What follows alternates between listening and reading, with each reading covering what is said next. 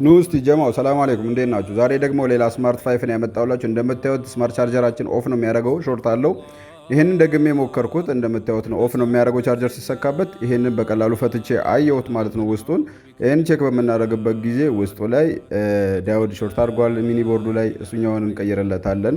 ቻርጀሩን አስተካክለን ስልኩን እስቲ ባለው ባትሪ እናስነሳው ስንል ዴድ ነው እስቲ ላይ አይነሳም። ከዛ በኋላ ያደረግነው ነገር ምንድነው? ቻርጀሩን እናስተካክልና መልሰን ለማብራት እንሞክራለን። ይሄን ባረግን ጊዜ እስቲ ሾርቱ ተነሳ።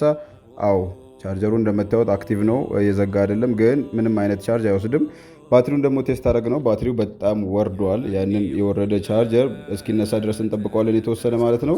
የተወሰነ ካነሳ ነው በኋላ መልሰን ቻርጀር ሰካንበት። እንደምታዩት ነው ይቆይና አክቲቭ ነው። ኦልሬዲ አልዘጋብንም፣ ቻርጀሩ ጀምሯል ማለት ነው። እንደምታዩት መውሰድ ጀምሯል።